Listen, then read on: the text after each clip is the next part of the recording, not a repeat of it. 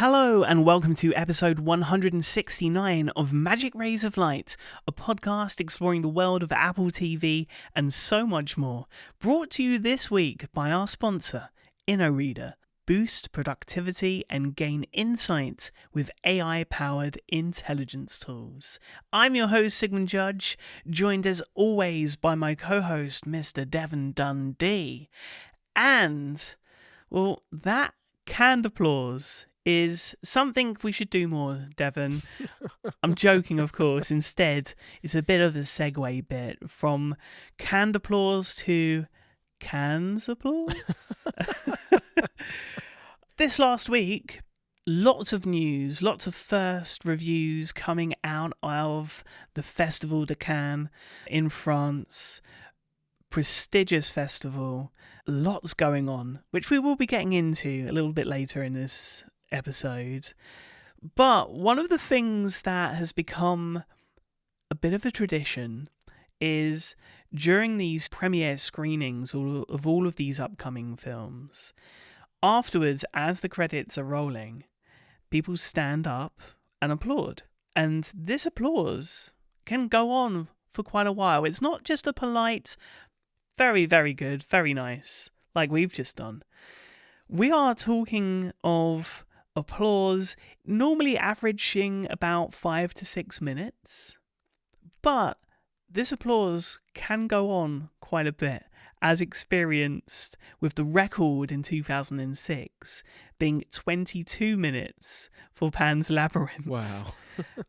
This year, a new record for Shia LaBeouf's new documentary, Sluiz Rec, are receiving the shortest standing ovation, lasting just 2 minutes this year. Things were a lot more positive this year for Highest to Lowest, which made its premiere at Cannes, and Bono, Stories of Surrender, both receiving just over the 6 minute mark. Bono maybe could have got a little bit more, but actually interrupted the applause with a call and repeat interaction before his speech, which isn't always a given that we're going to get a speech. But now that you're aware of this, and I think we first talked about it during the premiere for Killers of the Flower Moon, which went on for, I think, just under 7 minutes. There was a little bit of a hush, and then there was a whoop from one of the cast members, and off it went again. So there are games that are played with this. But yeah, what do you think about this tradition? Like, is it a little bit absurd? Is it fun? Is it... I don't know. What's your take? Well, I remember you mentioning it with Killers of the Flower Moon, and I thought that was maybe a standout, kind of an outlier in terms of being long, but then you tell me that Pan's Labyrinth had 22 minutes, and I'm like, just imagining being in the crowd for that long. But I'm also imagining just seeing a film that touches you so much that you can't help but respond in that way too, you know? And I actually think it's a really beautiful way to celebrate film and the medium and just the way that it impacts us. And so while it might seem absurd from the outside, I feel like if you were there being a part of it, it would make a lot of sense. And if you were a creator of a film experiencing that, I feel like it would mean a lot to have your film celebrated in this way. You know, film's a medium that doesn't always get appreciated in the way that it should be. And that's something that, you know, we talk about here and try to practice in our own lives, but having it at such a big audience celebrated in that way so extravagantly. It is extravagant, but I think it's well-deserved.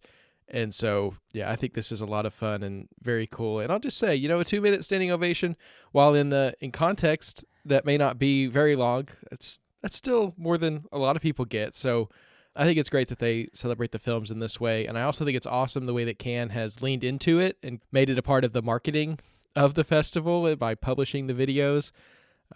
Bono's call and response was great. Kind of a way to quiet the crowd down. You can tell he's someone who knows how to control a crowd. And then Spike Lee giving his speech as well at the end of Highest to Lowest and ending it with New York Knicks. That was pretty great too. Yeah, I loved his get-up this year. You need to have a look at it, but it's a bit of a call to Malcolm X and one of the characters and how they were dressed. Orange and blue New York Knicks. Just really out there and very, very Spike Lee. But yeah, absolutely loved it. Yeah, Cannes a great time of year, especially a year when there's 2 Apple Originals there. Lots of cool stuff coming out of it. And, of course, just a great celebration of film in general with great roots. I didn't even realize this until watching Bono's speech, but roots in World War II and finding its fascism and using art as a way to kind of stand up against that. So just an awesome time of year and a great week and lots of cool stuff coming out of it. And a great week for this show. Well, we will continue to celebrate movies, TV, and the way in which they're distributed a little bit later as well. But what else do we have coming up on the show this week, Devon? Well, we're going to recap Deaf President Now after its streaming debut last week. We're going to hit the road with the launch of CarPlay Ultra, break down some of the details there. But we're going to start with our highlight of this week's much-anticipated debut of Fountain of Youth. 2 estranged siblings partner on a global heist to find the mythological Fountain of Youth. They must use their knowledge of history to follow clues on an epic adventure that will change their lives and possibly lead to immortality. You still going on adventures? Yes, I am. I just asked my sister if she'd come on this one with me. We're looking for the Fountain of Youth. No! So you really think we're gonna find a magic pool of water? There's a bit more there than that. I bet they want what we want. Do you even know why it's hidden? No, but I'm very curious to find out. This new family action adventure from Apple Original Films and Skydance Media is written by James Vanderbilt and stars John Krasinski, Natalie Portman, Eliza Gonzalez, Domhnall Gleeson, Arian Mayad, Laz Alonso, Carmen Ejogo, and Stanley Tucci. And this is a new family action adventure film coming to us from director Guy Ritchie, not someone you'd immediately associate family movies with. Instead, it's the Cockney gangster shenanigans that began in 1998 with the Vinnie Jones-led Lock, Stock and Two Smoking Barrels, continuing with Snatch, starring Brad Pitt, and his recent entries into the TV series landscape with The Gentleman on Netflix and the currently ongoing brilliant series Mobland on Paramount+. But instead, Guy Ritchie is revisiting a film genre here we don't necessarily associate with him, the family adventure film that he excelled in first time out with 2009 Sherlock Holmes, bringing to screen maybe Robert Downey Jr.'s last quintessential must-see performance, at least in my opinion. Over 15 years on, Guy Ritchie is doing the same for his new lead, John Krasinski, swapping Sherlock Holmes for Luke Perdue, a treasure-hunting, wisecracking, annoyingly charming mastermind who's assembled a team for his next adventure, escaping the threat of law enforcement and an endless supply of hired guns, trying to take back treasures their bosses likely stole before he stole from them. But Luke Perdue's latest escapade, funded by a dying multi-billionaire, needs someone even smarter than he or his late father's team. His estranged sister Charlotte, played by the brilliant Natalie Portman, a museum curator and mother experiencing the first throes of divorce after giving up on the adventurous side of her family's bloodline for a quieter, more conventional life in London. But that doesn't last long. It really doesn't. It seems like the Perdues just can't sit still, and that actually started with their father and has been passed down now to the children. And of course, it all has to start with stolen art, Sigmund. I mean, that's just where all great adventures start, right? Absolutely. Somehow, and this isn't totally explained, but somehow Luke gets onto the fact that the map to the Fountain of Youth is hidden in 6 paintings throughout history. And so he has to travel the world picking up these paintings. And in the midst of it all, he has to get the help of his sister. And as they're on this journey together, of course, they're trying to find the Fountain of Youth to help out this man who has hired Luke to find it, but also to fulfill a dream of their dad's and receive recognition for their family. So it's really cool adventure story, great setup. And the thing that I compared it to most as we were getting closer and closer to its release was National Treasure.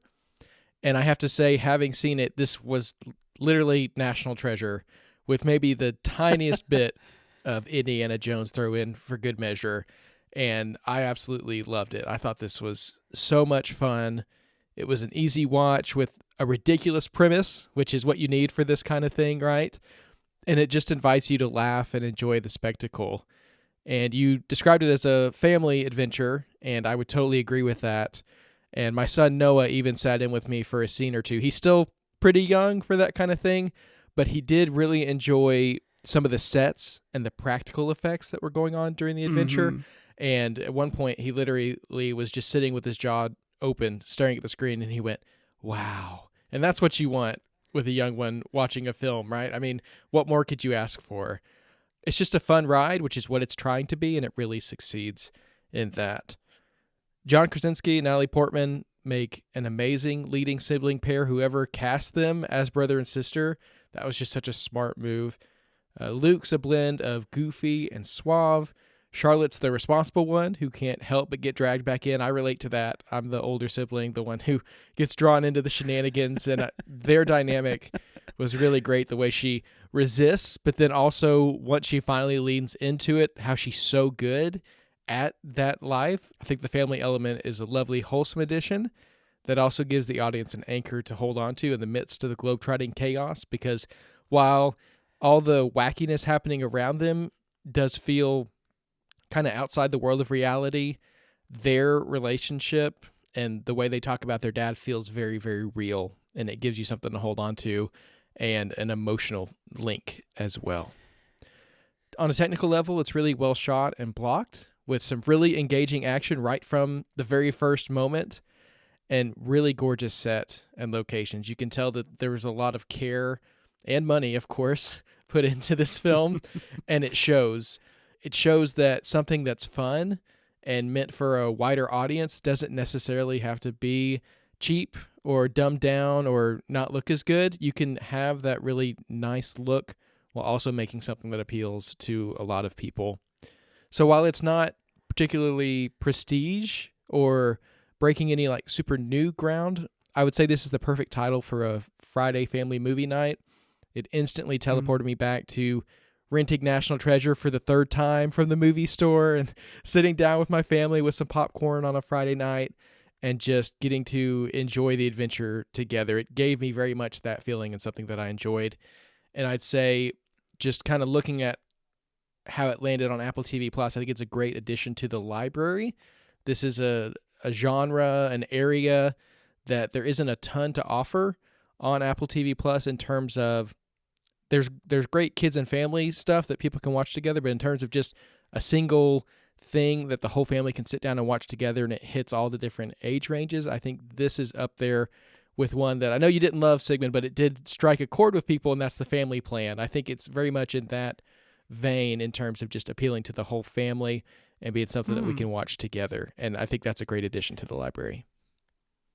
I feel like if we're comparing it to other Apple original films, right? Argyle, lots and lots said and shared about that film and the potential for that to have a franchise.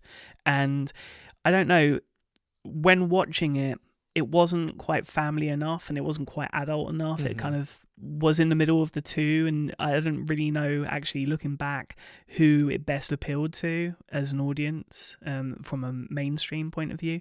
This is very much traditional storytelling. There isn't this kind of insecurity within it where you need to have all of these incredible gadgets and make everything feel a little bit more futuristic. This is chases, this is travel, this is solving mysteries, this is finding maybe even the next generation to have a skill that help you along the way. There's surprises here, and there's a charm that John Krasinski's character and Natalie Portman's character have, even when, you know, they resort to just drinking champagne and getting through their tiffs in that way. It's just a really, really well put together film. Again, technically, the sound stage of this is fantastic. If you have the opportunity to see this in a cinema, maybe at some point in the future, or if you're lucky enough to be in London this weekend at an Everyman Theatre, there are a few screenings happening that are free. If you have the opportunity, you try to check this out that way. But this is something that you can put on, even if you've got young ones. There are bullets, and there's gunfire, and that kind of thing. There's no blood. There's hints to certain damage, but you never see anything. It's all within your imagination, and it's brilliantly put together. It almost reminds me of, and I think of this in terms of the great set pieces throughout, and sometimes it's a little bit like, whoa, I haven't quite recovered from this, and now we're somewhere completely different, and now we're going off on this adventure. So there's a lot happening during the 2-hour runtime, but it reminded me, pacing wise, very much of, and I know we talked about and compared films to games earlier this year with The Gorge, which the creators of The Gorge did say, you know, we referenced some video games for this, so that makes sense. But in terms of the charm of the lead character and the set pieces, the design, everything to do with this production reminded me very much of Nathan Drake and the Uncharted series from Naughty Dog and Sony Entertainment on PlayStation. They did their own adaptation for the big screen, which wasn't that great. This almost feels like the film that I didn't get then. And because this is a new story, and there are so many different elements in which we could explore, including some of the team members, which we haven't even mentioned, but all display different skills. There's a lot here that, should they want to, they could really turn into a franchise.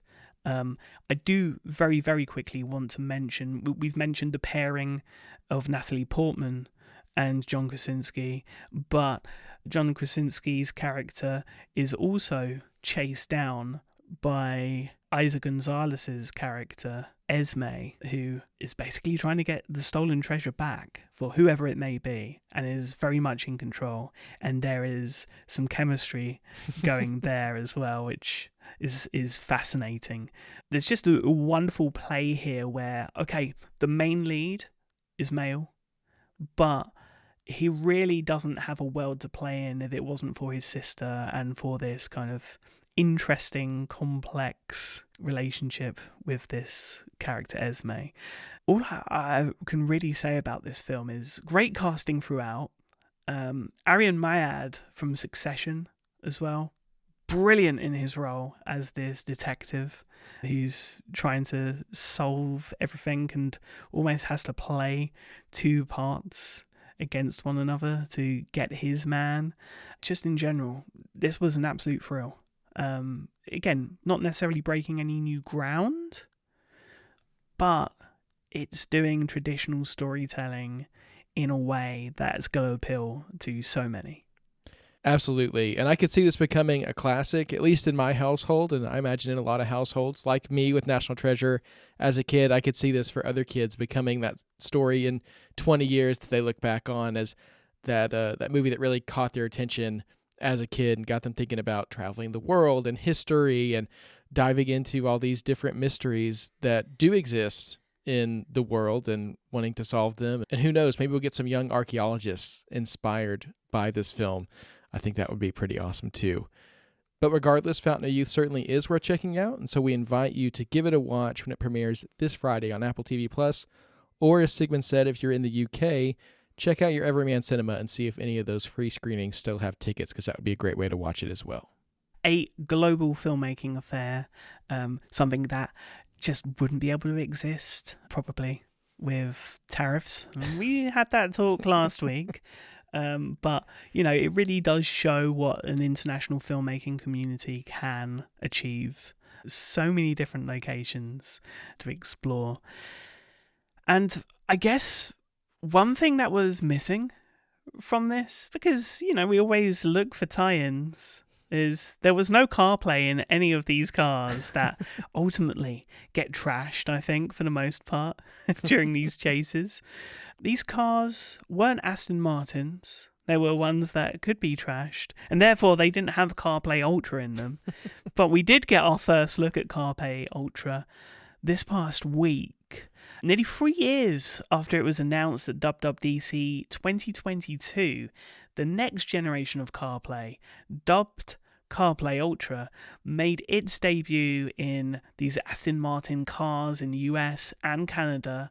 We'll get into the details of what's new in a minute, but first, I wanted to get your perspective as a daily driver, what it is about CarPlay that makes people care so much. Me personally, I've installed like aftermarket stuff for family members in the past, but never really seen true CarPlay integration. Yeah, what is it about CarPlay? And is it something that when buying or leasing a car, you look at and you're like, it's a must-have? Oh, it absolutely is for me, and I think it is for a lot of people. But I think the thing about CarPlay Ultra and the whole story behind it that I find surprising is it reveals how much people care about the infotainment systems in their cars. You know, you think, okay, you get in a car, for the most part, unless you're going on a long drive or you're a really long commuter, you're trying to get from point A to point B. Does it really matter that much what the screen looks like? And the answer is yes. People really are passionate about that part of their experience. And actually, one kind of strange aspect of the modern world is that our commutes actually do play a pretty big role in our quality of life. And making that a good experience and also as short as possible in a safe way is actually something that can help people just feel better in general. And so while CarPlay seems like this really ancillary thing, and it's not important to a lot of people around the world who don't drive every day, which is totally valid, and honestly, sometimes I wish I didn't have to rely on as much, CarPlay is a pretty big deal for those who do drive and who use iPhones because it's just an easy way to tie your phone with your driving experience, which I think is something that people have wanted since the dawn of smartphones probably, or even before that with iPods really. People wanted a way to connect their devices to their cars, and it started with, of course, the aux cord and those cassette adapters back in the day. I don't know if you had one of those, that fake cassette tape you put in the player and then the cable sticks out. I don't know if that was actually good for the players themselves, but anyway, it worked. You know, it got us connected, and then of course Bluetooth came along, and that became the way. And then CarPlay and also Android Auto on the Android side came along, and it just took that to a whole other level, because not only can you play music and podcasts and whatever audio app it is that you're wanting to listen to, a lot of them have CarPlay apps now, which is great. You can listen to audiobooks and news as well. But you've got your communication. You can take your phone calls on it, which again is something that people want to be able to do in a safe way when they're driving, and listen and respond to text messages. But with CarPlay, you can take it even further with navigation, because unlike Luke Perdue, I don't know where I'm going when I get in the car. I can't just swing down these streets and figure out how to get where I want to go. I'm someone who relies on maps almost all the time. Unless I'm going somewhere I go very, very often. If it's somewhere that I'm even remotely unfamiliar with, I'm putting on the maps just to be super sure that I know where I'm going. And CarPlay's been really great for being able to see the navigation without having to prop your phone up or look down, which is very bad. You don't want to be doing that. And there's also third-party apps for CarPlay as well, not only audio, but you can order food with CarPlay, which is kind of funny. And there's certain categories of apps that you can use. Yeah, I'm going to be honest. I don't order food with CarPlay very often, mostly because it has to tie in with gift cards with those apps. And anyway, it's a little bit more complicated than just pushing in your order. But CarPlay itself is actually a pretty big platform that's expanded over time into new categories. And it's expanded within cars as well. It integrates now even with some of the kind of central displays in certain cars, just in very limited ways. So in my Kia Telluride, I've got the big CarPlay display in the center of the dashboard, and that is, where the apps and the music and maps are. But in the dashboard display where you usually see your speedometer and things like that, it can show the now playing track when it changes and little things like that. It can kind of send little bits of information out to the car that can be displayed. And you mentioned after-party installations of CarPlay. I'll say that my first experience with CarPlay was in my Hyundai Sonata, which did not ship with CarPlay compatibility. I actually had to, for my birthday several years ago, asked if I could go out to Best Buy and have them install a new entertainment system to add CarPlay to it. And it was just kind of a revelation to me. And like I said, it's continued to expand over time. The new car that we bought a couple years ago, CarPlay was a must, and it's there now. It's built in, and it's continuing to expand as you get new software updates. So your car basically gets new features as you update your phone software every year, which is also awesome. But that's just basic CarPlay, and it's been around for a while, and it's something that I love a lot. I think a lot of people love, and that's why people have been so excited for CarPlay Ultra. As we've been waiting for it, Apple announced it a long time ago, and we weren't really sure if it had just gone away or if it was still happening, and it turns out that it is. Yeah, and I gotta say, I was really, really impressed by the reveal from the Top Gear team on YouTube, showing off CarPlay Ultra, which, again, is coming to Aston Martin cars. We'll ask if an Aston Martin car is in your future in a moment, Devon. But give me some details on the CarPlay Ultra upgrade and, how this is rolling out. I'm not someone that drives, and therefore I don't really have an interest in cars, and I don't even really know all of the brands involved, but there has been a little bit of, shall we say, reluctance from certain partners. Yeah, for sure. When Apple announced the next generation CarPlay, there was a long list of car manufacturers who were supposed to be involved, and from what we can tell, it seems like maybe some of the delay in getting it out has been just trying to find out what those partnerships are actually going to look like, because CarPlay Ultra, the goal is cars have basically become just big dashboards of screens when you get inside them, right? There's no longer like the physical dials for how fast you're going or how many miles you've driven. And so the car makers are building their own custom software for these displays. But Apple came in and said, hey, what if we partnered on this and we could get information from the phone onto the displays, and also we collaborated on what exactly that's going to look like. And so I think there's been some car manufacturers who have outright said, no, we're going to control the experience. GM has just turned away from CarPlay completely. But then there have been some like Aston Martin who are willing to work with Apple and try to come up with a solution, which we got to see the first version of this past week. Kia, the makers of my car, have announced they're going to be adopting CarPlay Ultra. They haven't announced what models it's going to be on. Sadly, unfortunately, it's probably not going to go far enough back to hit mine. So my next car will be CarPlay Ultra, but it won't be an Aston Martin. That's you're not going to put a car seat in an Aston Martin. So that's not in the future. But hopefully, my next car will be getting it, since my current one probably won't be getting it as a software upgrade. Although you never know.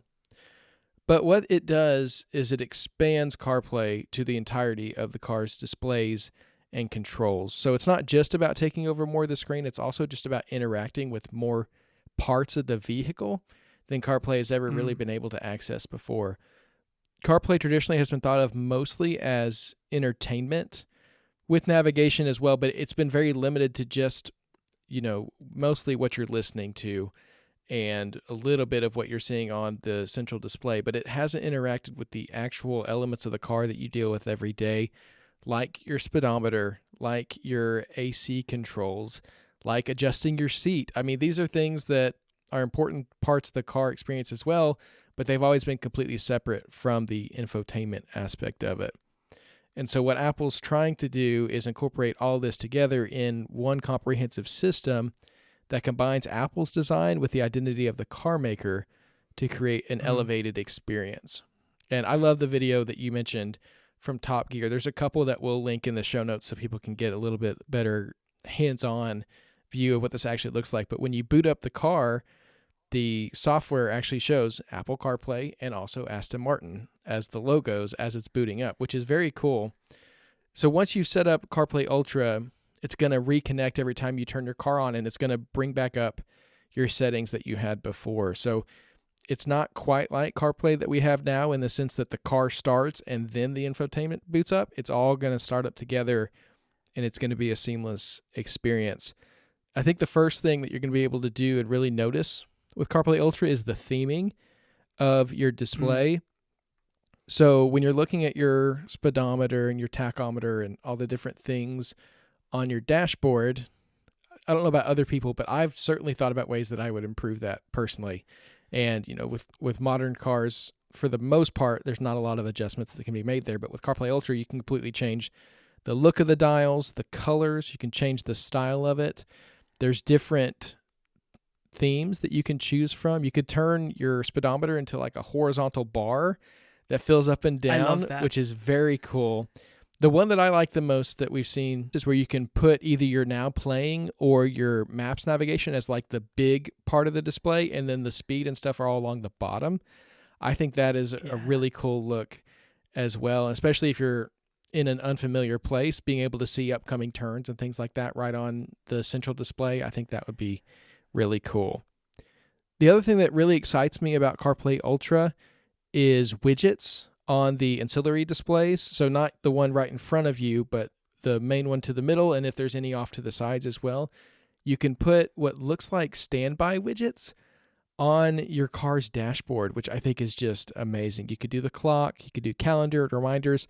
I hope that Apple will eventually open this up to some third-party apps, so you could have things like maybe your day plan from Structured, or just whatever else that you want to put on your dashboard and customize that so that, you know, when you're not looking at your main dashboard display, when you're parked or something, you could see information, or passengers can see information as well. I think that's just a really cool addition. Again, it's bringing more information from your phone into the car in a way that I think can really be beneficial.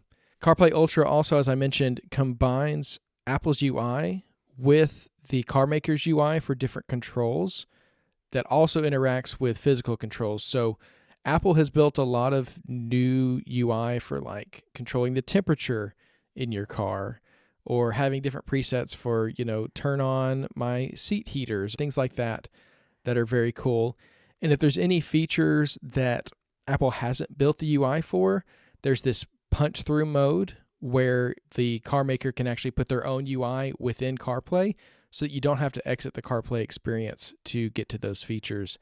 That's something I run into all the time in my car, is when we're driving with Noah and he wants to listen to some nursery rhymes or something that I don't particularly want blaring out of the front speaker of the car. I want to put it in the back. I have to exit CarPlay, go into the car settings, move it back, and then go back to CarPlay and start the music. It's a whole process, not something you really want to be doing while you're driving. But with CarPlay Ultra, you could do that all within CarPlay without having to leave. And a lot of that you can also do with Siri, which is awesome as well, because it's just available to the system. And so what it does is it makes for a seamless, customizable driver experience that encompasses all elements of the car, not just the infotainment. And it just brings it all together in a way that I think is really well done, that looks awesome, and that is customizable enough that you can really get it the way that you want it. And that's a feature that we haven't had in cars before, I don't think.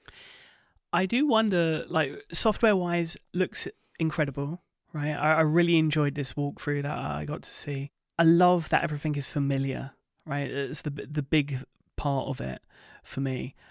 I have been in cars that had their own intelligence, in quotation marks, which weren't intelligent at all and were just a complete waste of time and just got really in the way and became a frustrating travel experience. I love the idea of that kind of progress bar for your journey, which is great, because if there's a percentage, you know, if there's an option to show a percentage when someone says, "Are we there yet?" at the back of the car, you can say, "We're 90% of the way there." And that's kind of cool. It's interesting to me because I never really thought about in-car infotainment systems, or, you know, entertainment systems, really until I got a ride in a Tesla a few years ago by a friend in Cupertino, and was absolutely blown away by the sound system, but also just how everything works and how everything was displayed. I thought they really went far and beyond when it came to how their software integrates with their hardware. And one thing that I really liked also was the quality of the screens in the Tesla. I did notice, and it might just be because it was an early preview, a little bit of lag with some of the interactions that were being shown off in the Top Gear video. And I did also kind of wonder how long before the software looked a bit dated. I mean, we are expecting, again, a big refresh across the board when it comes to Apple's software. Of course, they're not going to show that with a CarPlay preview, but you'd hope that there is a way of being able to bring those updates to these dashboards and so on and so forth. I think the other thing in terms of entertainment, which is where I want to get to, is with Teslas, I think you can play video games as long as you're resting. Obviously, you can't play video games whilst you're driving. That would be insane and very dangerous. And I do like some of the limitations that Apple have put in with regard to safety for CarPlay. But I wish there was a way of not only being able to play music and podcasts and control certain things for passengers, but I wish that you're able to maybe have two screens in the headrests, whether they would be iPads or built into the car, and be able to control things there. Maybe there's a game going on, you can't watch it because you're driving, right? And you want your buddy in the back to commentate and tell you what's happening because you don't want to miss that moment. Something along those lines I think would be very, very cool, but that doesn't, at least for now, seem to be part of Apple's CarPlay Ultra spec. No, not currently. As far as I know, it's only screens in the dashboard, which of course there are cars that have built-in screens in the back that interact with the front controls. So I don't know, maybe that would punch through to CarPlay Ultra if you needed it, but it's not built into the spec by any means. And as a parent, I agree with you. I think that some kind of way to control backseat entertainment would be amazing. I mentioned a tip a couple weeks ago, I think, of using your Apple Watch to control playback on an iPhone, which is great. Yeah. But if you've got an iPad or something that doesn't connect to the Apple Watch, I think, tying that in somehow would be awesome.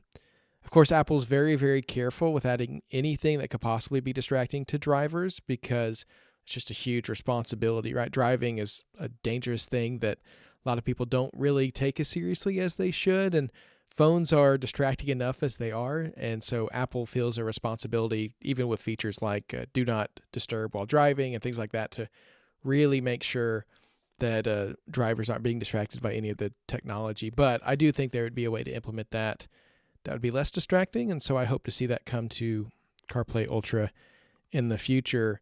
And what's cool is, again, because it's all based on your phone, when Apple issues a big iOS update, whatever changes come there go straight into your car the next time you plug in. I mean, you can upgrade your car software.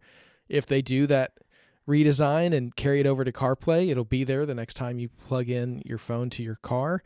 If they add new features, it'll be there. If there's a new third-party app that gets added for CarPlay, you could slot it right in there. It's really awesome having that ability to treat your car's displays like a computer that you upgrade at home. And the other thing that I'm really encouraged by with this news is that CarPlay Ultra is not a replacement for CarPlay. It's in addition to, so they're both going to continue to be developed. So if you're someone who uses traditional CarPlay, you're still going to be getting development there. There'll be, of course, features that only come to CarPlay Ultra, like the widgets and things like that. But I mean, CarPlay just got some enhancements in terms of accessibility announced for the fall. So CarPlay is still in development as well. And I think that's great to see because there'll be so many cars on the road using regular CarPlay for 10, 15 or more years. So it's great that experience is still going to be great. So yeah, I'm obviously a huge fan of CarPlay, as you can tell.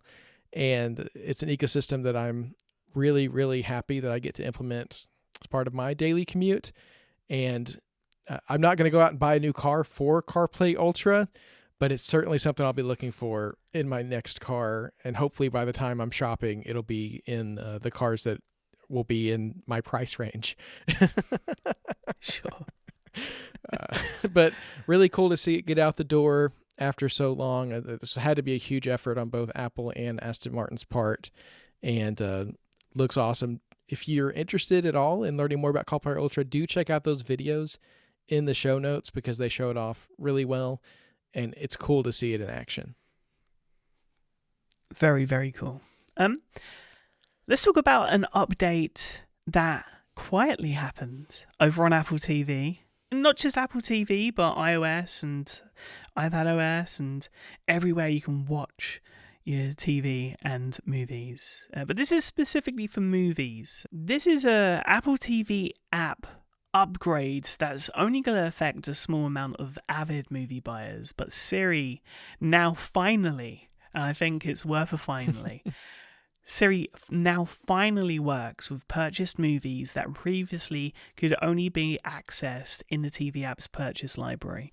Now, before, if a movie had changed distributor or had been pulled from sale as part of some streaming service exclusivity, asking Siri to play the purchased movie would result in either it not being found if pulled, or by the TV app's movie listing prompting users to purchase the new version from the current distributor, or to play back from or subscribe to a streaming service in order to watch that movie.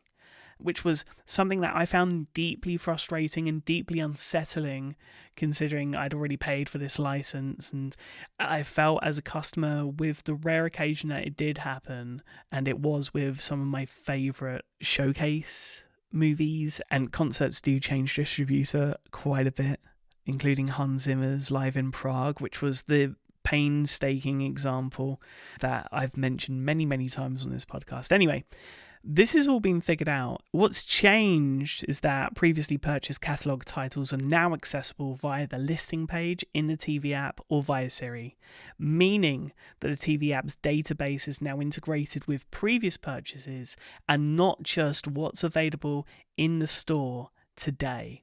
However, whilst things have been fixed for movies, it would seem TV box sets are far more complicated to work out, as previous incomplete sets, say Game of Thrones seasons 1 through 3, which has been long removed from sale, is not recognised in the TV app listing for the show, but is within the purchased TV library. So maybe this is step 1 of a 2-stage process, but at least for movies, this is a welcome addition, a welcome fix, let's be honest.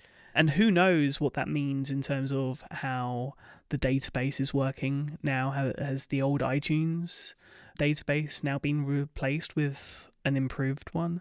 Because I can't imagine they could have done this without doing that kind of back-end work as well.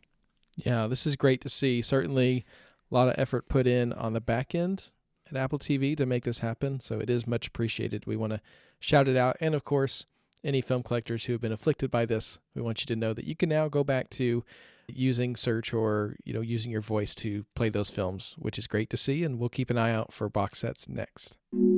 This episode of Magic Rays of Light is sponsored by InnoReader. InnoReader is a powerful RSS reader and content aggregator designed to help you stay ahead and in control of the information you consume online.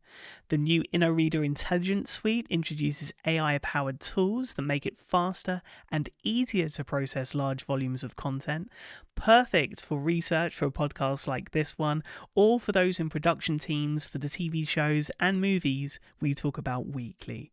With article summaries, you can get quick overviews of articles, explore specific aspects, or ask your own questions, all within InnoReader. You can also adjust the style and language of summaries to match your workflow and personal preferences. Then, once generated, summaries are saved and fully searchable inside InnoReader, making it easy to revisit key insights later. Intelligence reports let you select multiple articles and instantly generate bulk summaries, comparisons, and even sentiment analysis, with each report saved as a new article, ready to annotate, share, or export, ideal for researchers, teams, and professionals working with lots of information.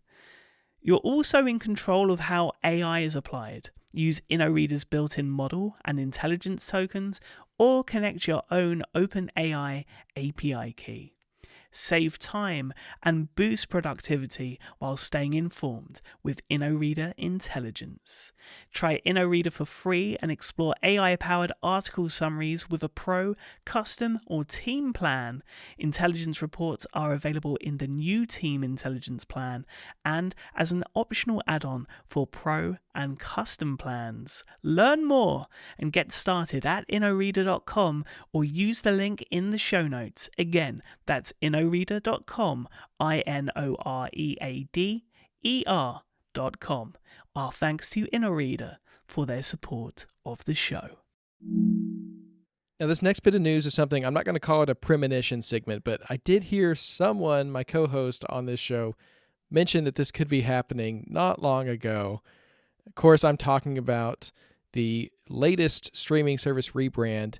HBO Max is now HBO Max again. So I want to give you a little bit of applause, Sigmund. You did predict that this was coming. Of course, we've seen HBO Max go to Max, but then we saw the colors change, and you said, well, how much longer until they take it back? And so here we are. We're going back to HBO Max, the latest progression in the streaming services branding. And I say it's time to bring the purple back.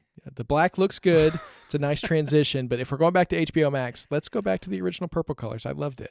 But we're one step away from, again, just calling the service HBO. So let's not ruin the order of things.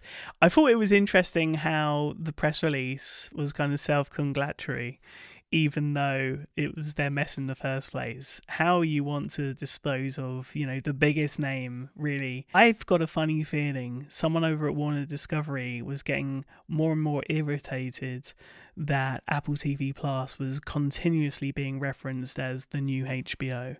And so they're like, well, if that branding is that strong and people know what it means, what are we doing? So I give it a year. 1 year before HBO Max becomes HBO again. And I think it's also interesting just in the sense of, when that merger happened between Warner and Discovery, they brought all of that property in to Max, and that's gone away again. So no doubt there's going to be a separate thing there. Discovery has always just been Discovery Plus over here and in Europe. And in the regions where HBO exists, I think it stayed as HBO and didn't go all the way to Max. I think. Maybe wrong there. But anyway, they're fixing it. One step at a time. But yeah, give it a year. It'll be called HBO again. And we'll all be happy. Mark your calendars. Another app update, this time from Apple. Apple Sports continually getting updates. And this one's a pretty big one. It adds support for the relegation playoff in the Bundesliga, the addition of current standings in the league pages, which is very, very cool. And there's a highlight now of goal scorers at the top of National Hockey League games. Apple's also now advertising a new daily Apple Sports newsletter in the app. The weekday newsletter's managed through Apple News and features the biggest news from the world of sports, as well as updates on your favourite teams. I like this kind of consolidating of all of these kind of things. I'm all here for it. A few hours from this recording, I am going to be very, very stressed with my sports because Manchester United are in the final against Tottenham. A European final. I wouldn't say the top European final, but we'll take it. And it's going to be very, very stressful. I'm going to need something to calm down with following that. And, well, this last week, saw the release of Sound Therapy on Apple Music, but since then you've got hands-on with it and you shared your impressions on Mac Stories. So briefly, because people will want to go to the article, which is very concise. I thought it was great. Some great music choices there. Thank you. What did you think overall? I mean, is it a new service or just a new feature? It's a new collection within Apple Music. So it's part of your Apple Music subscription, but it is exclusive to Apple Music too. So it kind of sets it apart from other streaming services if this is something that people are going to take advantage of. So it's a research-based collection of songs that are mixed with different beats and waves to try and accomplish specific effects, including relaxing, sleeping, and focusing. And so it's an interesting approach. When you read about it, it sounds very clinical, and I thought it would be kind of strange sounding when I started playing it, but I was actually happily surprised. It just sounds like music, maybe with a little bit of white noise or something like that added into it. But it's these instrumental tracks, all kinds of different genres and styles that you can choose from, and you just put it on with whichever effect that you want to have. There's 3 different sections, for each different impact that it can have, and you just play it and go about whatever you're doing and let it wash over you. And so I tested out all 3 of them. And of course, with any feature like this, there's the potential for you finding what you want to find. You get told this is going to help you relax. And so, of course, you feel more relaxed because you're just expecting it. But I do feel like there is something to this sound therapy thing, which, of course, is a bold title to give something, the word therapy, that it could have that kind of impact on somebody's life. But when I did the relaxation tracks, I did feel more relaxed, which I think music can have that impact on you. And this is just a selection of music that's specifically tailored for that.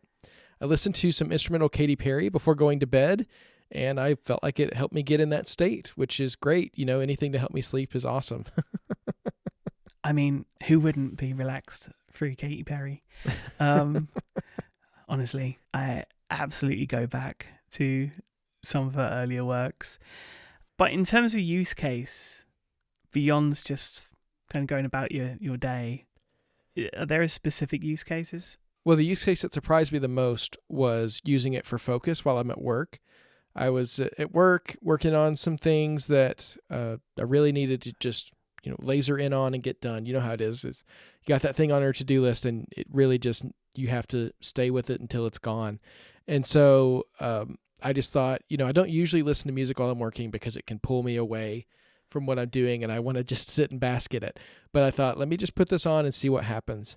And I actually did find that not only did it not distract me like music normally does, it actually did help me feel like I was focused on one task. Of course, it kept out any background noise, people walking around and talking, and I really just got in and got it done. So I was really surprised by that because I've had a failed history of trying to listen to music while working, but this actually did work for me. And so I feel like, again, that makes me feel like some of this research that they're doing actually is having an impact, and the sounds that they're adding in, while it's not super conscious that you're hearing something different from music, what they're adding in is impacting your mind and your ability to focus in ways that is impactful. So I'm going to be keeping it around for those moments when I really just need to put my head down and knock something out. And I think that's going to be the best use case for me personally. Well, hopefully this idea and this strategy goes beyond universal music. I'd love to see some way of integrating this with some soundtracks maybe, and some different modes maybe for younger people, keeping their attention. Maybe they're on a sugar rush and we need to bring that down. So, there may be ways in which to do that. I think an early example of that may just be the music from our trailer talk for this week for Lulu is a Rhinoceros. That is, of course, how she sees herself when she looks in the mirror. On a quest to spread kindness, the family musical special follows fun-loving Lulu as she embarks on the adventure of a lifetime, powered by new friends, courage, and catchy songs. I am Lulu, and I am a rhinoceros. Wait, did she say she's a rhinoceros? I sure did. All around me, the I thought rhinos are supposed to have horns. brain freeze. However you start, being a rhino isn't about how I look. It's about helping others. I am brave, kind, and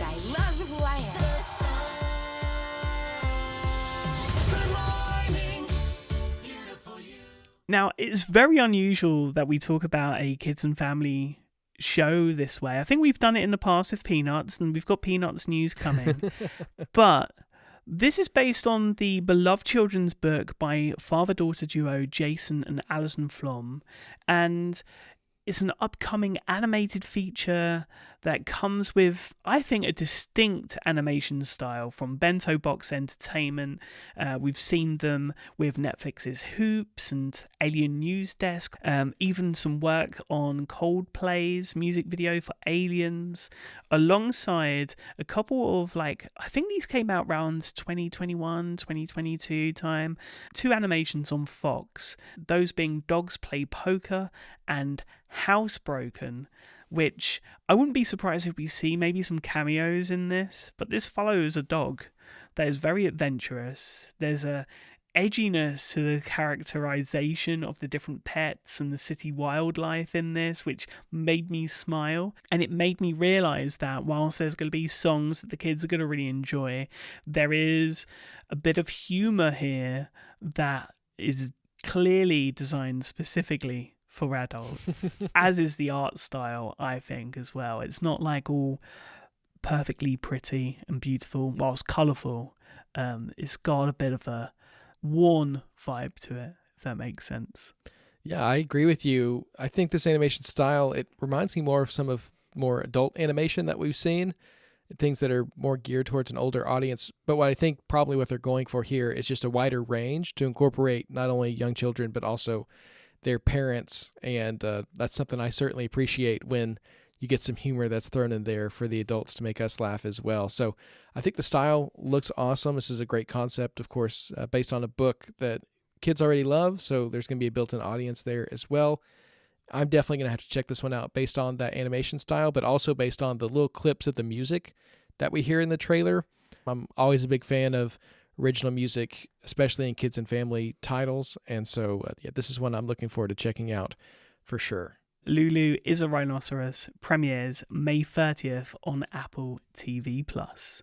Speaking of release dates, tickets are now on sale for advanced screenings of F1, which have been expanded from 25 markets to 400 IMAX theaters around the world due to popular demand ahead of the film's wide release on June 25th internationally and June 27th in the U.S. Of course, we'll leave a link in the show notes to pick up tickets. Very cool to see how much demand there is for the film, that people are going out to IMAX theaters to see it. And of course, I'll be checking my local IMAX to see if I'm able to get tickets as well. And you'll be able to get there in half the time if you drive like Brad Pitt. So there you go, Devon. Apple have also announced the July 18th premiere of the first Peanuts musical in over 3.5 decades. In Snoopy Presents a Summer Musical, Charlie Brown, Snoopy, and the rest of the gang break out into original songs by Emmy Award nominees Jeff Morrow and Ben Folds in the latest franchise special that invites kids and families to discover the magic of summer camp and the importance of preserving what you love.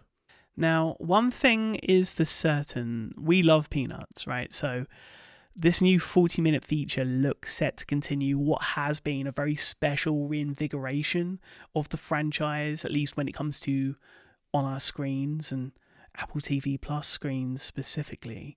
I can't believe that they would wait this long to bring back a musical.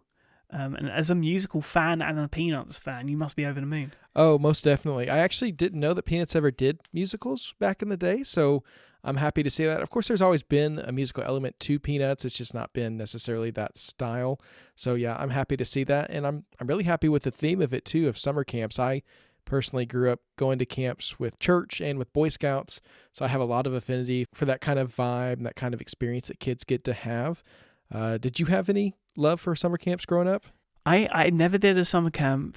I was a Boy Scout at one point, very, very early on. And I kind of traded that in for the drama stage in my younger days. And I think summer camp is kind of like a mixture of the two, but it's very US-centric. Ah, that's fair. That's fair. Well, at least you can kind of live through it vicariously through Snoopy Presents a Summer Musical when it debuts on July 18th. Also coming to us very, very soon, I'm so excited about this, Platonic. We got a little preview of it just a couple of weeks ago. But Platonic will return to our screens on August 6th with a 2-episode premiere ahead of a 2-month, 10-episode residence on Apple TV+. Co-created, directed, and co-written by Nick Stoller and Francesca Del Banco. Platonic Season 2 is going to pick up where everyone's favourite pair of best friends, played by Seth Rogen and Rose Byrne, left off as they contend with the new midlife hurdles, including work, weddings, and partners in crisis. The duo are going to try their best to be each other's rock, but sometimes rocks break things. The Season 2 cast will also include Luke McFarlane and Carla Garlow, and introduces Heidi Bryant, Kylie Mooney, and Beck Bennett as guest stars. Of course, a first look at the new season in video form is up and in the show notes, along with our first picture look at some of the crazy and outlandish outfits that Seth Rogen's will be wearing. And I'm keeping an eye on his phone case this year, because I bought the last one from last season, which is completely unusable, but I love it.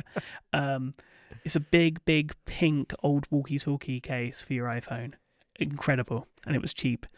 So I will be looking for other fashion and accessory tips from Will this season. But yeah, cannot wait.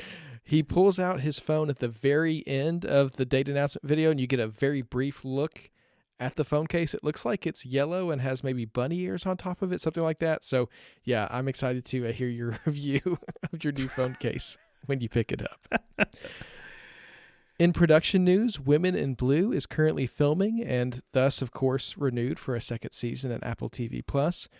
Originally revealed by Variety, Apple have given more details on the Spanish-language drama's sophomore season with a synopsis that reads, "Now promoted to lieutenant, Maria finds herself torn between the rules she's sworn to uphold and a relentless pull towards the truth when the murder of a young university student is followed by more casualties and reveals a deeper conspiracy. As the killings grow bolder and the lines between perpetrator, victim, and avenger begin to blur, Maria, Angeles, Gabina, and Valentina are drawn into a maze of buried secrets and painful reckonings." I'm really happy that this series is returning. I enjoyed the first season quite a bit. Of course, it's based very loosely on the first female police officers in Mexico, and so it's cool to see these characters returning. I enjoyed the first season quite a bit. And I think I said in our recap of the first season that I'd like to see how these characters continue on now that they're a little bit more established in the police force. And so, yeah, it's great to see not only that Apple has ordered a second season, but that it's already filming, which means it won't be too long before we get to watch it. Going from production to development now, in conjunction with the Walsh Company, Apple has secured the rights to a spec script written by Sophie de Bruin entitled Early Action. The story will follow two parents who go to extreme lengths to get their son into his dream college, even if it means manufacturing a traumatic experience for him to write about in his admission essay. So very, very interesting here. I'm going to say probably pulls some inspiration from some real life cases that we've seen in Hollywood over previous years. And to break with tradition, I'm going to give us a little bit of casting news this week. It's been announced that Michael J. Fox will appear in the third season of Shrinking as a guest star, with Harrison Ford sharing his thoughts, saying that his willingness to be part of our show is a great source of inspiration and gives us a real purpose. It's not just us coming together, two actors. There's a story to tell, and our commitment to the story is what joins us together. I appreciate his willingness to be part of the show. Of course, Ford plays Paul on the show, who is living with a Parkinson's disease diagnosis whilst continuing to practice mental health therapy in this upcoming third season of Shrinking, a show that if you have not already began watching, get to it, because it is outstanding television. It really is, and I can only imagine that bringing Michael J. Fox on for the third season is just going to make it that much more impactful. Of course, we both loved his documentary Still on Apple TV Plus last year, so getting to see him on our screens again in an acting capacity, I think that's going to be incredible and a really great addition to the cast. In other casting news, Rina Sawayama from John Wick Chapter 4 will join Will Sharp and Ayo Edebiri in Apple original romantic comedy series Prodigies, which follows two ex-child prodigies who begin to question their lives and their relationship in their early 30s. When this was announced, we talked about how the premise sounds really compelling, and so it's cool to see the cast continuing to fill out as they're moving towards production. To go a little bit back to where we started this episode, we will be sharing our thoughts on Bono Stories of Surrender very soon, but the other Cannes debut is still a couple of months away, of course. Highest to Lowest from Spike Lee, debuting this week at 95% fresh on Rotten Tomatoes. And we got some early review quotes, and 3 that I wanted to pick out. The first from Richard Lawson of Vanity Fair, saying, "Highest to Lowest finds Lee both defiant of his age and proud of it, seizing our attention with the friendly insistence of someone with still so much left to tell us."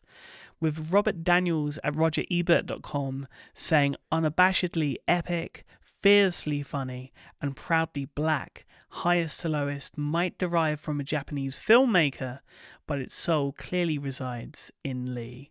And lastly, Gregory Elwood, a critic at The Playlist, gave his kudos to Denzel Washington, saying how Washington portrays David with a charisma and internal fire that only a handful of actors can match. When David confronts young Felony, their sparring dialogue cascades into what can only be described as a magnificent symphony. Some really high praise for Highest to Lowest there. A great week for the film at Cannes. But of course, also at the festival, Denzel Washington was bestowed with a surprise honorary Palme d'Or, recognizing his outstanding contributions to cinema, including his collaborations Malcolm X and Mo Better Blues with Spike Lee, his Oscar-winning performances in Glory and Training Day, and the Apple original films The Tragedy of Macbeth and recent documentary Number One on the Call Sheet. We'll leave a link in the show notes to Denzel Washington's Apple TV app profile, so you can easily peruse the great actor's collection of work. Now on to this week's Apple TV releases. Now available on PVOD is Wolves. Awesome to see the Apple original film available for purchase. Of course, you can purchase that in the Apple TV app. This Wednesday saw the finale of The Studio, called The Presentation. We'll be talking about that next week. I'm really excited to hear your thoughts on the whole season, Sigmund, once we can start getting into the plot and spoilers and all that good stuff. So finish up The Studio this week in anticipation of next week's episode. Also, a new episode of Karim and the penultimate episode of Government Cheese. Friday sees the premiere of our highlight this week, Fountain of Youth, as well as new episodes of Murderbot and Long Way Home, and the penultimate episode of Your Friends and Neighbors. For Friday Night Baseball this week, we've got the Los Angeles Dodgers at New York Mets at 7 p.m. Eastern, and the Arizona Diamondbacks at St. Louis Cardinals at 8 p.m. Eastern. This Saturday and next Wednesday our MLS Game Day on MLS Season Pass. Lots and lots of action to keep up with there. And of course, Sunday is Sunday Night Soccer with New York City versus Chicago and Atlanta versus Cincinnati. A new update for Sunday Night Soccer, of course, it's available to Apple TV Plus subscribers and MLS Season Pass subscribers. Now it's also free for Xfinity customers, so you can access that through your Xfinity device as well. Then, of course, on Monday, we've got a new episode of the Apple Original Podcast, Big Time, one that I'm really enjoying as it continues its run. Now for some extras, because of course that wasn't enough, Devon. Starting with Deadline Sound and Screen and their interview with Theodore Shapiro, the composer of the Severance soundtracks for both Season 1 and Season 2. Really, really interesting conversation had there. Some F1 extras, including F1 Apple Maps takeover when it came to the Grand Prix recently, and incredible stuff. So we will have that linked in the show notes. Of course, F1 fans ahead of the film's release will be able to check out F1 25 on consoles where they can drive for APXGP, which I think is a really cool tie-in. In terms of Apple Originals happening right now, Murderbot and its opening title sequence is a gem, and you can watch it at your own leisure on YouTube right now. And we couldn't not add these. the Festival de Cannes footage from the red carpet, and the post-screening applause for both Highest to Lowest and Bono's Stories of Surrender available in the show notes, alongside the Highest to Lowest press conference at Cannes, featuring Aubrey Joseph, Jeffrey Wright, and of course, Spike Lee.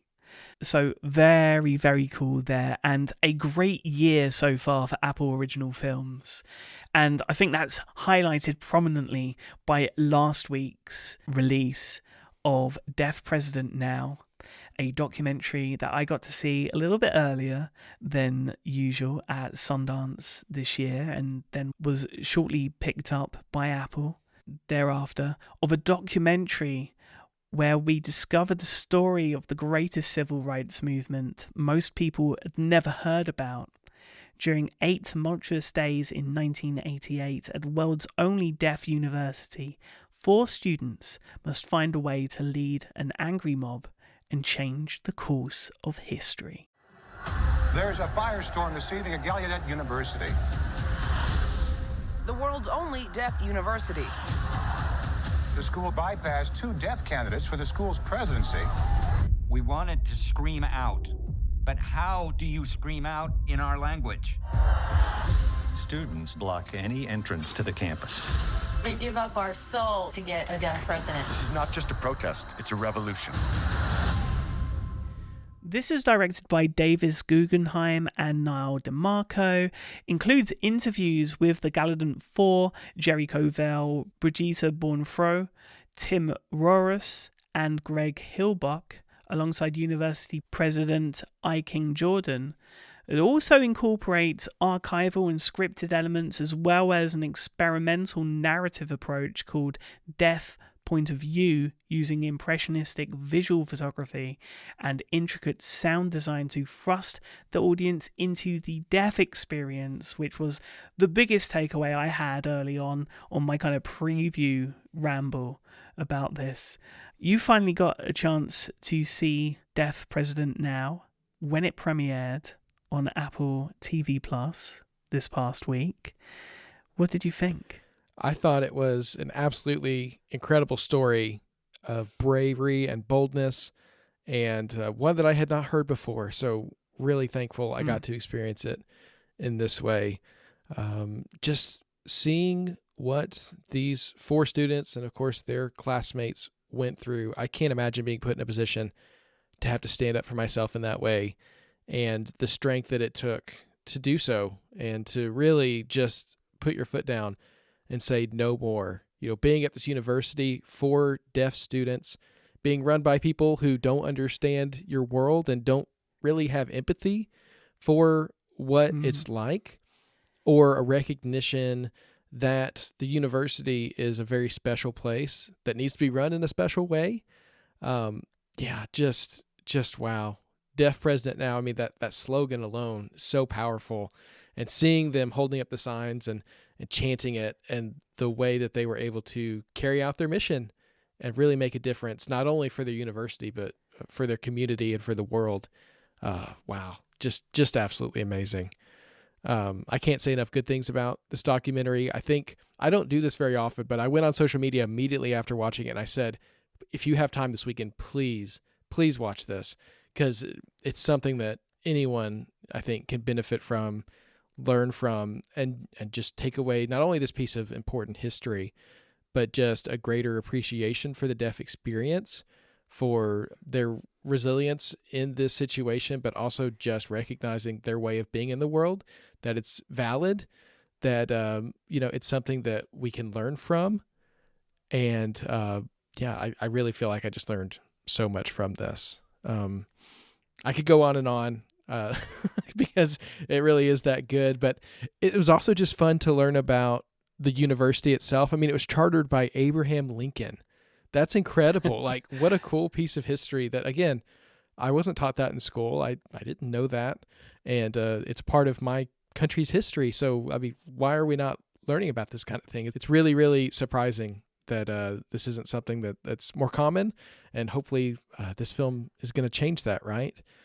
I had no idea about this protest that's now become a major part of the university's history, but also U.S. history. It's just not a well-known story, at least in my experience, and one that really should be.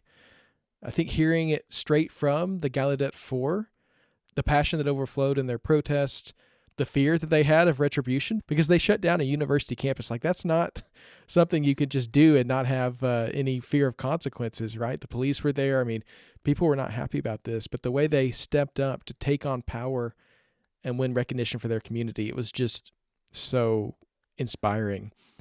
I did make a mistake watching this film, and I texted you about this. I watched it on my Apple Vision Pro in the cinema environment, which is incredible, but I was tearing up at so many points during the film, which of course is not what you want when you're wearing a headset. So, yeah. Yeah, I'm not sure if the warranty covers that. Well, I would argue that it's Apple's fault, right? They put it on their service. So if I did damage it, I'm going to go ahead and send them the bill for it. But beyond being touched by the story, I also found myself enraged at the situation taking place really not that long ago in my country's history. I'm ecstatic, of course, with the way that it turned out. This is one of those stories that actually has a happy ending in the real world, which is great to see. And I'm inspired to do my part to make the world more equitable and recognize the need to hear voices like the ones expressed in this film. Really, it was so impactful for me. It really was. See, I'm really, really happy that we shared the same experience, even at different times, because this is a film that I want to revisit in my own time again, and it still feels quite fresh. It's a film I've been thinking about a lot, but I was surprised from a technical level, the different ways in which they are telling the story that I touched upon very briefly before asking for your thoughts. Was this an element of the storytelling that really stuck out to you as well? Because it almost made me appreciative of it, but also uncomfortable in certain elements. Because I was like, okay, I know nothing. Like, why haven't I learned how to sign? Why aren't I putting this effort in? I mean, we're learning Chinese and Mandarin before we're willing to learn a language for the people that are our neighbors and are in our communities.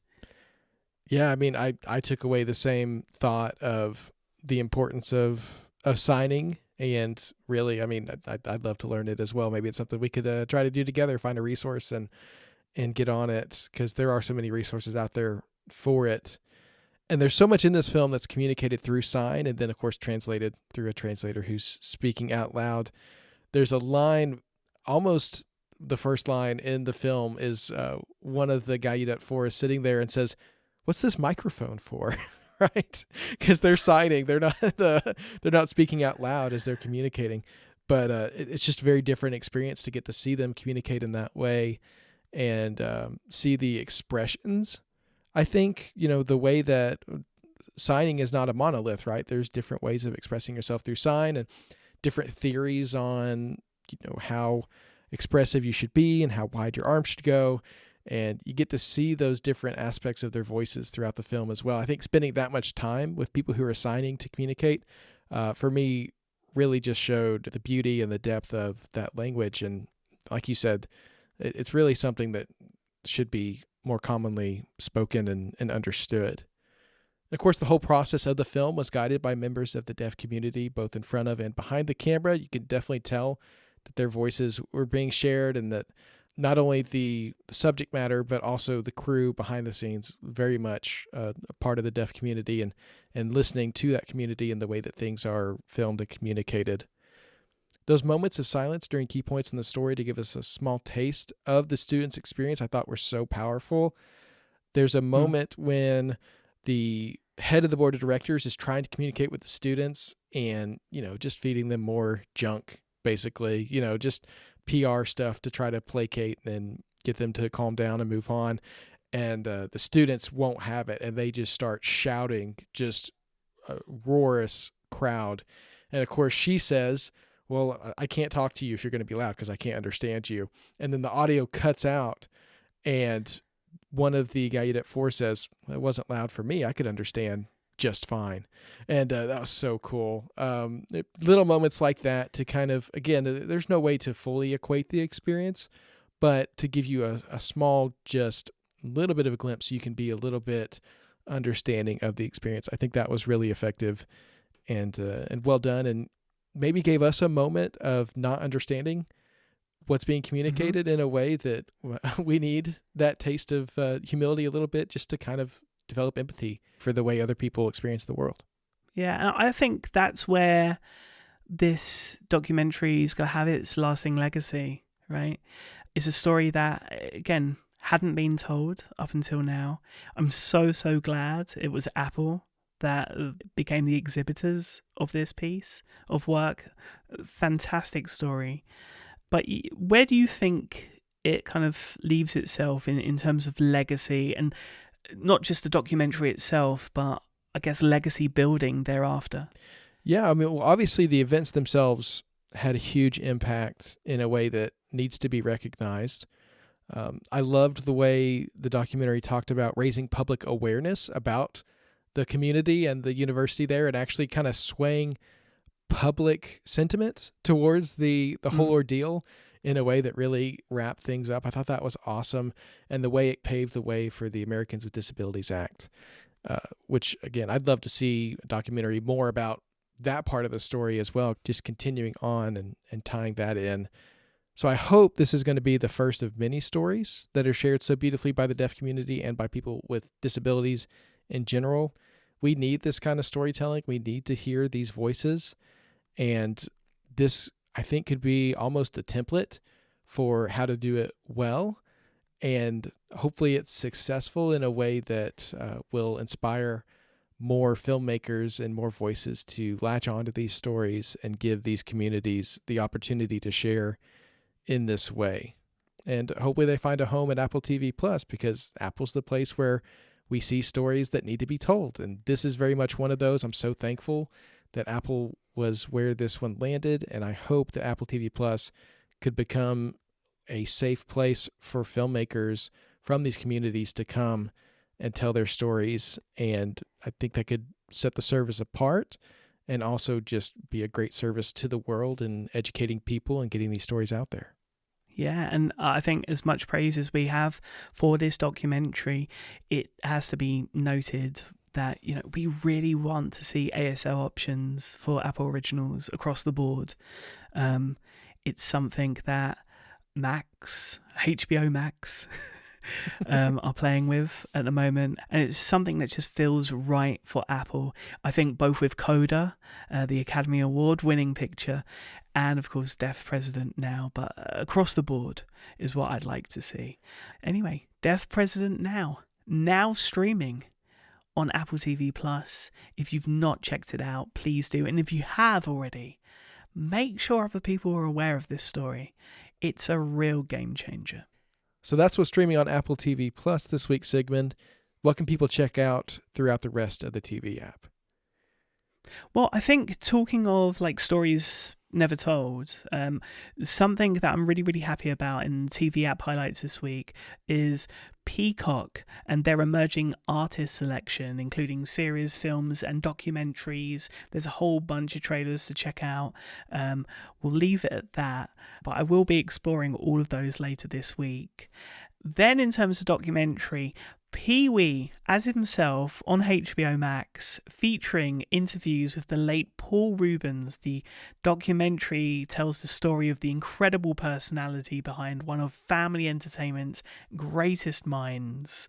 And only recently did I watch Pee-wee Herman's Big Adventure with my mum. I don't know what she made of it, but I had a blast. Another documentary, Diane Warren Relentless, comes to PVOD this week. It's a captivating, surprising and inspiring underdog story presented in documentary form by Bess Cargman, providing audiences with a rarely seen glimpse behind one of the most successful and prolific songwriters of all time. It's a documentary with talking heads, including Silo's Common, F1's Jerry Bruckheimer, as well as Jennifer Hudson, Quincy Jones, Cher, and Gloria Estefan. Very cool one to put on your list. Then in terms of series, we've got 9 Perfect Strangers Season 2 debuting this week on Hulu. Admittedly, I must have missed the first season, but the second season introduces 9 new strangers connected in ways they could never imagine, and they're invited by this mysterious guru called Masha, played by Nicole Kidman, who then joins them in a transformational wellness retreat in the Austrian Alps. And over the course of a week, she takes them to the brink. But will they make it? Will she? Lots and lots of questions here, and a great ensemble cast as well. Also this week is Sirens on Netflix. This is about the lead character called Devon, played by Megan Faye, who thinks her sister Simone has a really creepy relationship with her new boss. The enigmatic socialite Michaela Kell, played by Julianne Moore. Michaela's cultish life of luxury is like a drug to Simone, and Devon has decided it's time for an intervention. This looks really, really cool. Love the intro, and I think it's going to be a great appetizer for Julianne Moore returning to Apple TV Plus just in a month's time. Netflix also has the debut of Forget You Not. This is a Korean drama comedy series about an aspiring stand-up comedian played by Cheng-Li Lee, who works at a convenience store by day. Caught between a rocky relationship with her husband and the daily struggles of her father, she needs to find the courage to confront her own feelings amid a chain of unexpected events, with her relationships both at work and in her own life upended. Will she be able to redefine the bonds she shares with her father, partner, and friends? This is a question I want to know the answer to, because there are a lot of things in this trailer that hit home pretty personally for me. And finally, this is something I wouldn't recommend before we got our immersive experience, right? Bull riding, not that long ago, Devon. Not Her First Rodeo. This is on Freeform, and it's a 6-part docuseries inside the adrenaline-fueled world of professional bull riding, with the series following the elite lady bull riders, 5 remarkable women, battling in and out of the arena, risking life and limb for a shot at a championship buckle, 8 seconds at a time. Again, this wouldn't be something I would even be remotely interested in, but since I experienced bull riding thanks to Apple Vision Pro, this is something that now has really opened up to me, so really excited for that. And then also this week, Bong Joon-ho's Mickey 17 debuts on HBO Max, as does Sarah Silverman's new stand-up Post Mortem on Netflix. Well, that's a great selection of things you can watch in the TV app. For our up next picks this week, Sigmund, I think we both got cinema picks? We do. And again, this is purely by coincidence and not by plan. They kind of work together in a weird way. My up next theatre pick this week is unfortunately only available right now in US theatres, but it's called Friendship. And of course, it's much easier making friends when you're younger. And this film explores how that changes as you hit middle age in hilarious ways. The film is directed by Andrew DeYoung and stars I Think You Should Leave's Tim Robinson alongside Paul Rudd and Kate Mara, with the film following a man trying to befriend his charismatic new neighbour, but it soon threatens to ruin both of their lives. This is hilarious. It's currently, again, not available internationally. I was given screener access by my new friends over at A24, so thank you to them. And this is definitely awkward, cringe humour taken to the extreme. If you like Tim Robinson, who was a previous writer at SNL, in I Think You Should Leave, I think you're going to love it. If you didn't, maybe not. I actually had to take a breath. I was laughing so hard. But this is the type of comedy that either will feel like it was written exactly for you, or you'll be stone-faced throughout. Think The Cable Guy, but for a super, super niche audience. And, well, following on from that, the theme of friendship continues. And I gotta say, I am desperate to see this in cinemas. I'm happy to hear it because I am really excited for this one as well. My pick this week is Lilo and Stitch. Of course, the live-action remake of the 2002 classic animated film, following a lonely young girl who takes in a tiny blue alien on the run from his home planet. Stitch, of course, they refer to as a dog. She adopts him as a dog, but quickly finds out that there's a lot more to Stitch than that. The film's directed by Dean Fletcher Camp, who also directed Marcel the Shell with Shoes On. I know it's going to be exciting to a lot of people. It stars newcomer Maya Kealoha as Lilo, with Chris Sanders returning as Stitch. Also stars Sydney Agadong, Hannah Waddingham, Billy McNewson, Zach Galifianakis, and Courtney B. Vance. I loved Lilo and Stitch growing up. The film, the sequel, the TV series, it was always on in my house. And so of all the Disney remakes, I think this is one of the ones that connects with me most just because it's the perfect time for my childhood. This is a story I know a lot of people love. Really, really happy with the actress they hired to play Lilo. I can't even imagine trying to take on that role as an 8-year-old. I mean, something so iconic, but when you see her in interviews and you watch the trailer, she's just the perfect Lilo and does a great job. Oh. And then, of course, Chris Sanders returning as Stitch, who was so involved with the original film. Getting him back to do the voice is awesome. And seeing that little blue alien in the real world, the way I always pictured it, it feels like a lifelong dream come true. So I'm excited about this one. And if you're excited like me, you can go see it in theaters this Memorial Day weekend. Yeah, I think this is going to be the best live action adaptation that they've done. Normally, I'm not keen on the Disney live adaptations, but this just fits perfectly.